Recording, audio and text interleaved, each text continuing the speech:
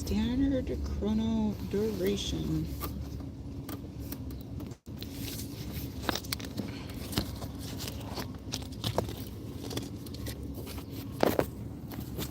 Looks like this. STD, chrono, duration. Chrono duration class serves to mark the passage of time. It answers the questions of how much time has elapsed between two events. Developers use it for all sorts of time-related purposes. Remember, a chrono, duration object relies on a second as the standard duration between ticks. A tick is a single time duration interval. Using the standard setup, each tick equals 1 second. However, you can use the ratio object to define a new tick duration. For example, if you define ratio 60, each tick lasts 1 minute. Likewise, defining ratio 1,5 sets each tick to last 1/5 of a second. It's also possible to change one interval to another using duration _cast with either a standard interval, such as chrono, seconds, or any interval type def that you want to create. For example, type def chrono, duration, double, ratio 1,5 fifths defines interval called fifths. There's a lot more to talk about with the chrono, duration class, but you now have enough information to work with the duration example shown in listing 2-5. As with previous examples, this one shows a progression from defining a variable directly to using a custom UDL, and finally, the built-in support that C++ 14 provides. Listing 2-5. 3 techniques for creating a chrono,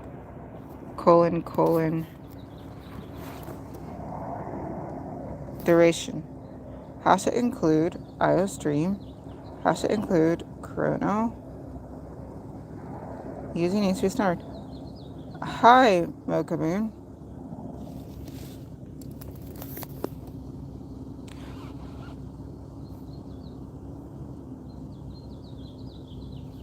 Thank you, the Mowgli. Hope you guys have a good day. Chrono,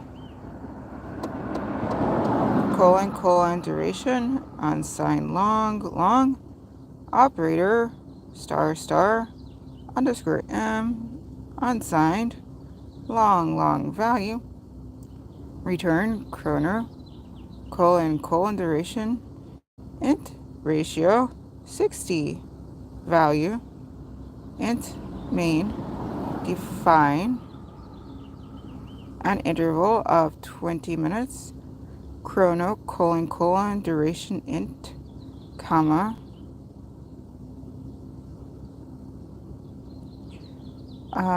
Mocha Moon, you're completely mixing up everything right now. Completely. 100%. Not knowing what you're talking about at all. Chrono, duration, unsigned long, operator, **, underscore m. All you have to do is rewind to the start of the stream to understand what you're missing. Please stop me distracting. Chrono, duration, unsigned long, operator, **, hashtag m, unsigned long, value, return, chrono, duration, int, ratio 60, value, int main, define an interval of 20 minutes. Chrono, duration, int, comma, ratio 60, standard time 20, auto time 20-m, remove comment when your compiler supports C++ 14, auto UDL time 20 minutes.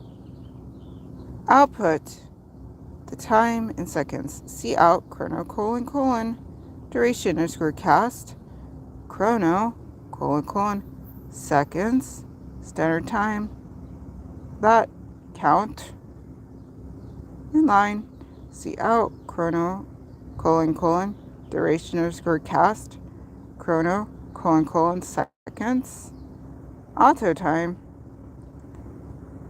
that count, or is that C out? Count, that's count, in line, remove comment when your compiler supports C++14, C out, chrono, colon, duration, underscore cast, chrono, colon, seconds, UDL time, that count, in line, return 0.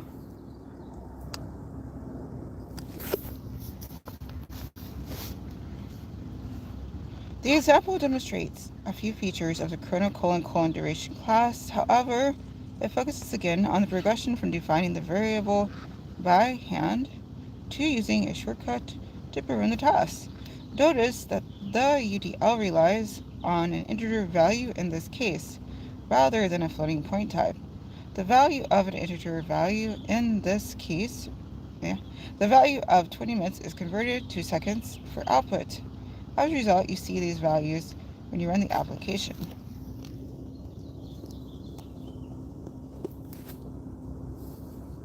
$1,200, $1,200, $1,200,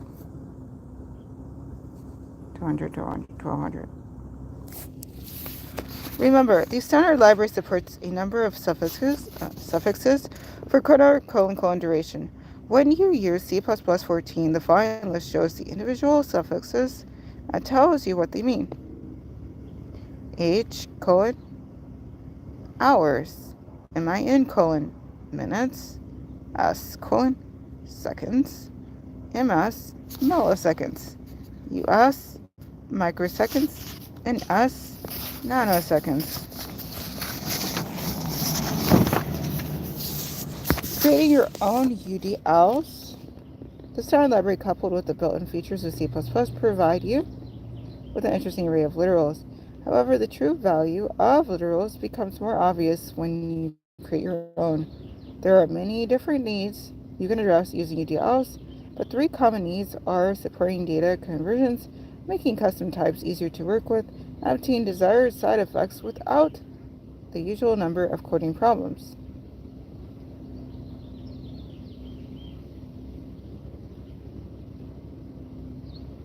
Remember, although built-in or standard library literals come in both prefix and suffix form, you can only create the suffix form when defining your own literals.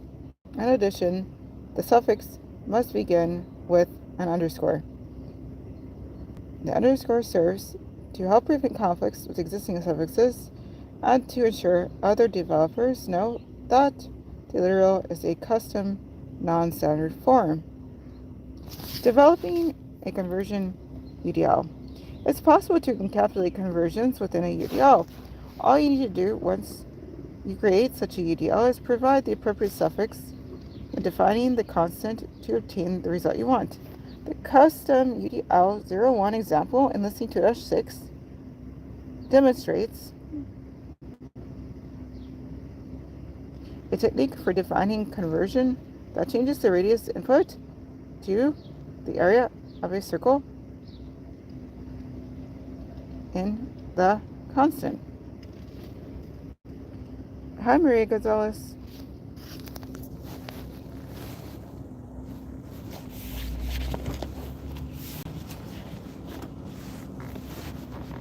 Listing 2-6, defining a data conversion UDL. How to include IO stream using namespace standard. Const expr long double operator quotation mark underscore circ long double radius return radius star 3 point, which means multiply. So return radius times 3.141592. Its main double x equals 5.16 double equals 5.10 underscore circ C out. The circle's area is x and line return 0. In order to create the UDL, the example relies on a const explorer with a return value of a long double and an input value radius of a long double. The equation for computing the area of a circle is pi r squared. As you can see, the example returns the correct computation as part of the const explorer. Remember, whenever you create a custom UDL, the compiler forces you to use the largest type of the conversion. What this means is that you must use a long double for floating point literals and unsigned long for integer literals. Even if you later choose to use a similar type as is done in this example by declaring x as a double, the literal itself must employ the largest possible type. To declare a UDL of the new type, the example creates x, which uses the underscore circ suffix. It then outputs the result on screen. When you run this example, you see the correct value has been placed in x, as shown here.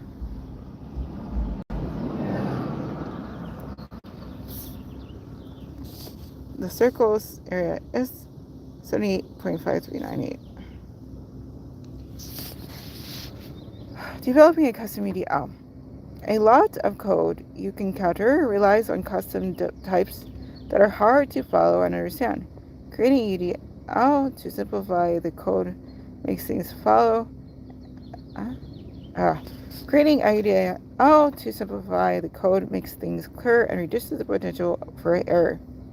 The custom UDL 02 example in listing 2-7 shows a custom type the library used to create the UDLs, as well as how the UDL is used to define a literal.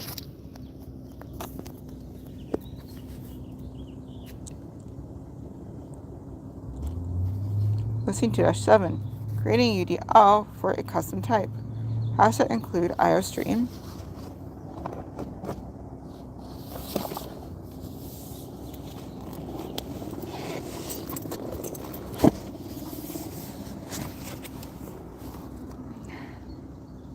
using issue standard struct my type double input colon value input my type double input colon value input double value my type operator has underscore my type long double value turn my type value into main auto UDL type equals 1.45.6 underscore my type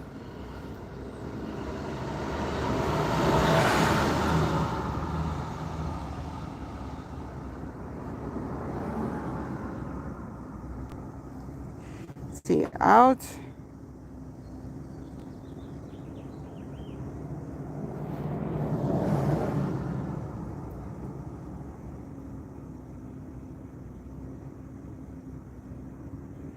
UDL type value in line return 0. In order for this technique to work, you must create a constructor for your type that accepts the number of inputs required to configure the value. At minimum, the constructor must accept one type or the input value the user provides.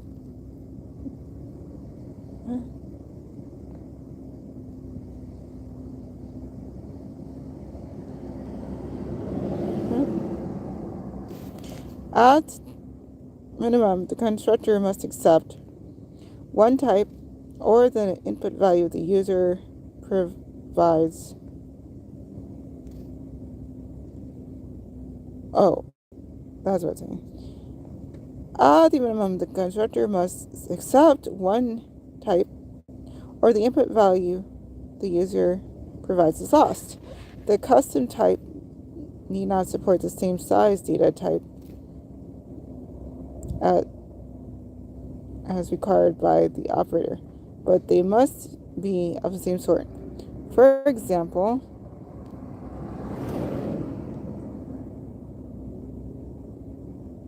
you couldn't transition a long double into an int.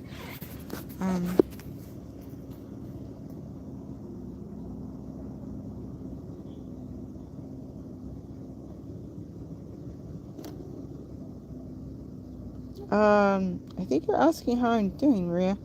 If so, I'm doing well. You're Serbian. I don't know how to say it in Portuguese, though. But that sounds like, that reads like Spanish. So, when you run this, hopefully you're doing well.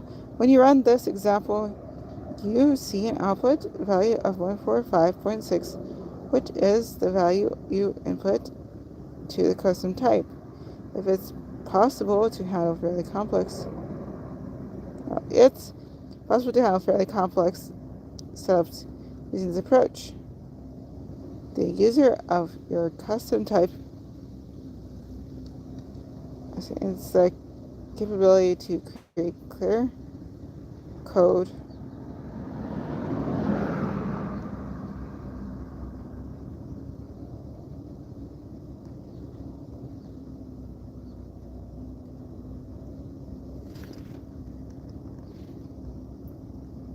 The user of your custom type obtains the capability to create clear code that's easy to follow and interpret, even when the underlying types are complex.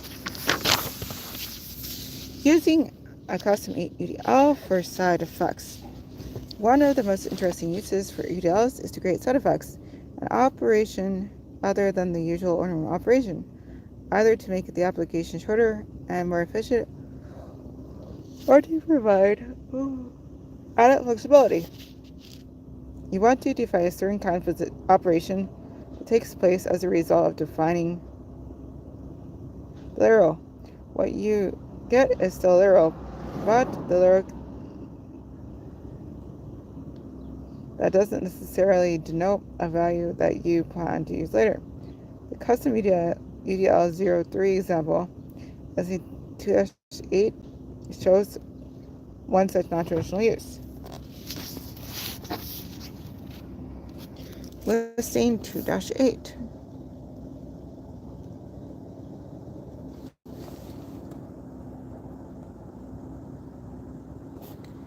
Offset include IOStream using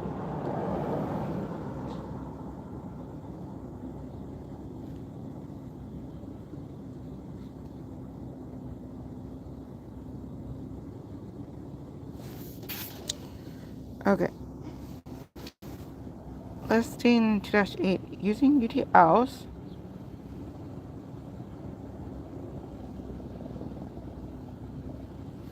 to create an interesting side effect.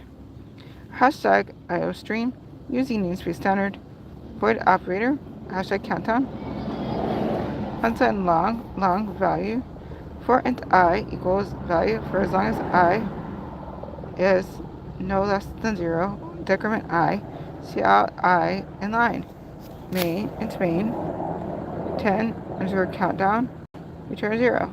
Notice that the underscore countdown operator isn't attached to something that you'd normally associate with a value. In fact, it's not returned, so such value isn't returned value at all. What you get.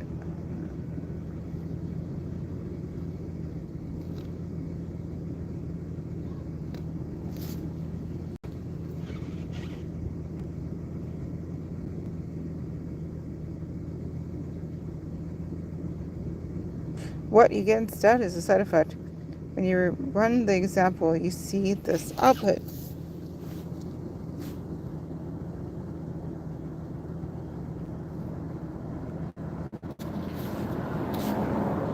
Ten, 9, 8, 7, 6, 5, 4, 3, 2, 1, 0. What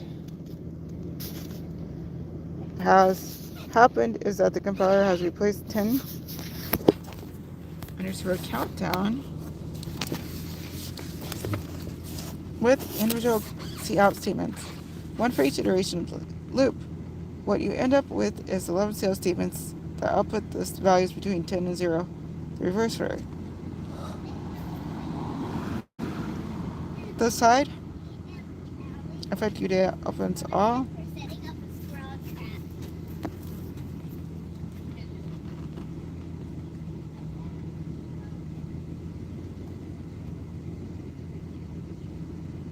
The side effect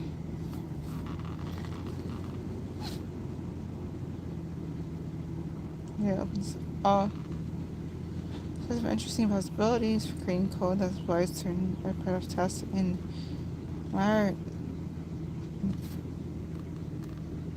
a manner that makes their use obvious. Okay.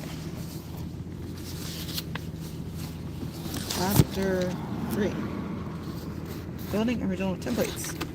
This is furniture review. When I was taking advanced object-oriented programming, that was a big part of what we learned about was templates.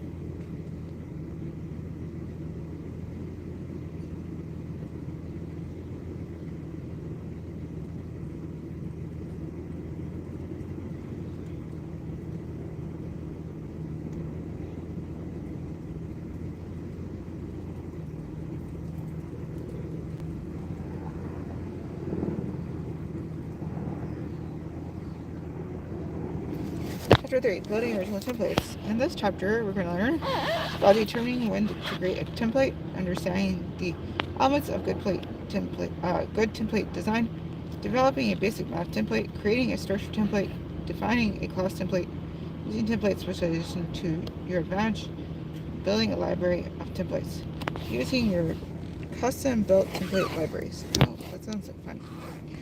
C++ has been around for many years. Because of its longevity, C++ templates abound. In fact, it may seem that there is a template for every practical purpose. However, the templates that are available to the developer community through standardization third-party researchers usually reflect generalized needs. This object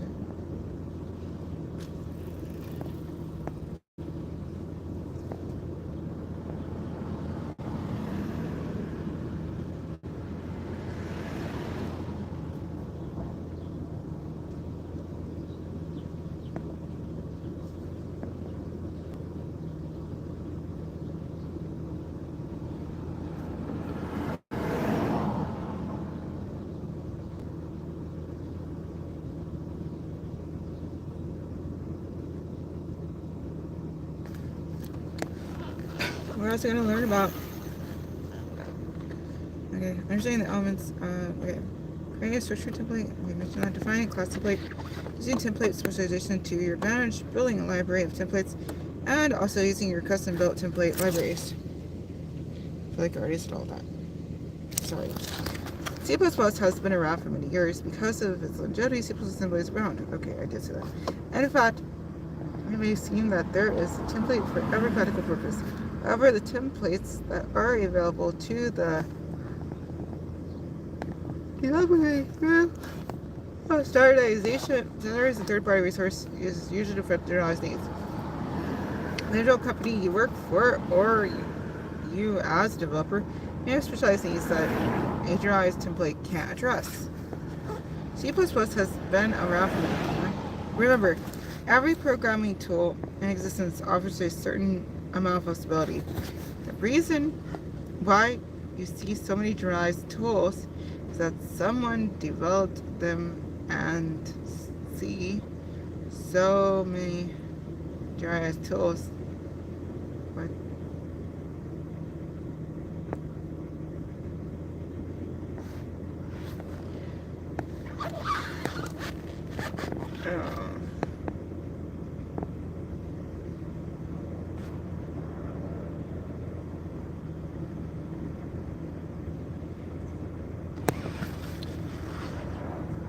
Every programming, the reason why you see so many generalized tools is that someone developed them and the community as a whole decided to adopt them. Never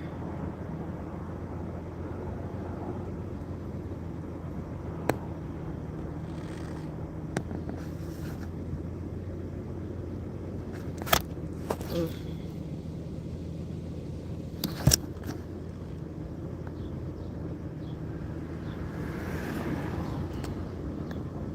Every programming tool in existence offers a certain amount of flexibility. The reason why you see so many generalized tools is that someone developed them and the community as a whole decided to adopt them.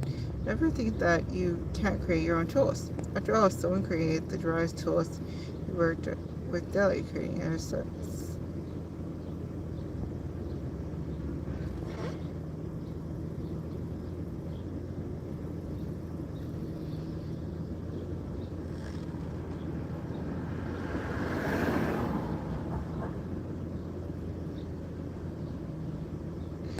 Create the custom tools that you work with daily. Create custom tool requires anything special, just time and thought.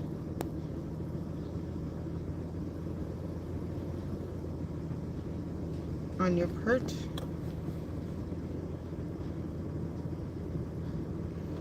Okay. That's gonna do it. My time's almost up, and plus I'm kind of drifting in dreamland a bit, which isn't exactly a helpful thing considering everything. Whew. Alright. I'll put 5 minutes on the clock. For in case anyone wants to chat something. 5 minutes and 5, 4, 3, 2, 1. Oof. And I'll also be done with this thing I was doing.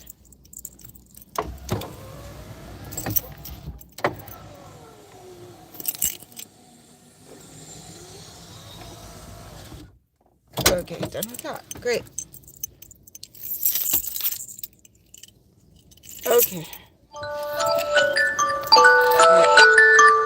my original timer, and I'm just seeing if anyone would like to put anything in the chat before I close out the stream. I think I'm gonna get home. I think I'm gonna have a snack and a nap. I think that would be great. I was thinking I was fine, but I think a nice snack and nap would be great.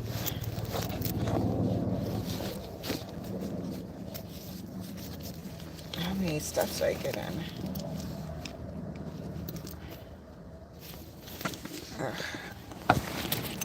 There we go.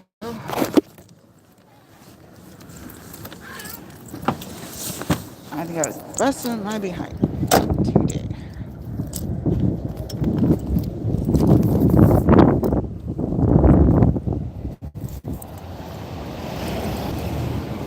Well, too much maybe, but we'll see. Not over yet.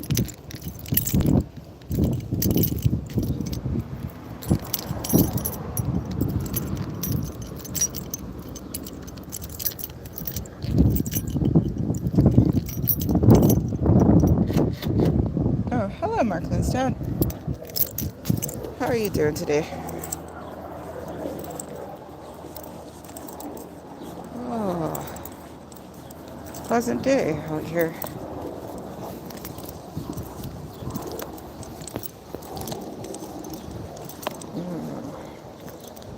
Alright, Mark says the thumbs up. Alright. Alright, I'm gonna have to do 60.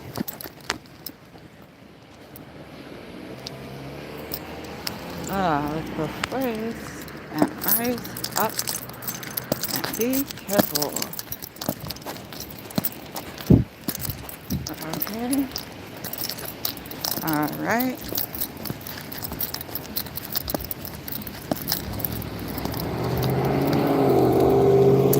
Alrighty. Kind of forgot what I was doing, so I'm gonna go back over there. But first, let me load up. Oh, those are fun sounds.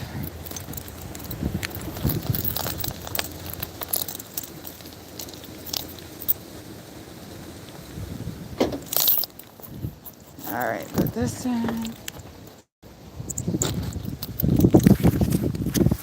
Oh.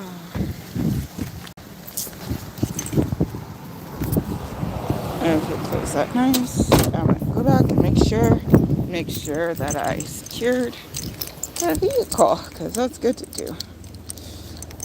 Ah, yeah, the other vehicle. Ah, right. Yeah, I can use that. Definitely. That's gonna be a good thing. All right now. Okay. Yeah, peanut butter again. That'll be nice.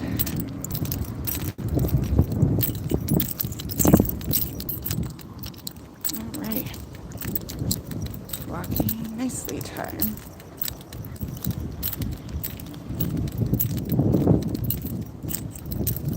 All right.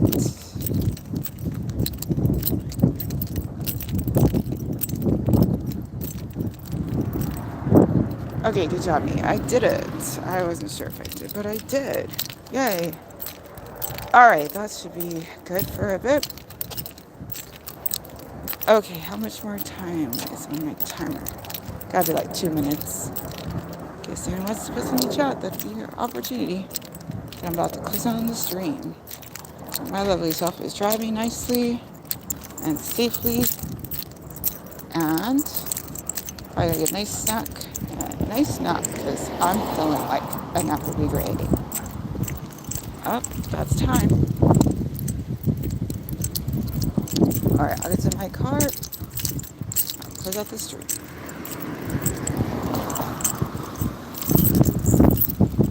Alrighty.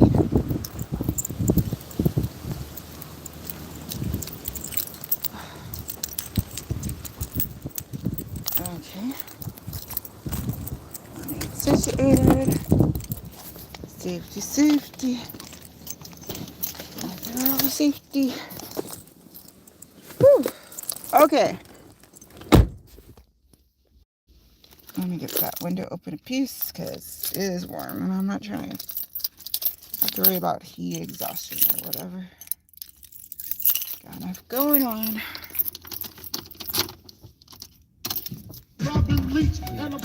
Let me not. Much as I love Big Papa doing his thing, I'm trying to avoid some of these copyright infringement stuff, worries, content IDs. All right. Thank you, Mark Lindstad. Thank you, Maria Gonzalez. Thank you, Nightbot. Oof. Thank you, Mocha Moon. But again, the majority of the reading I do is my face. I only show when it is the code part or the output. It's the only time I show the book. Thank you again, the Mowgli, or Mowgli, one of those. Alright, thank you to anyone who I may have missed. And thank you to anyone who might check this out in the future. Stranger things have happened. And wherever, however, whatever. Just make the most of it. That's the most important part. Bye-bye.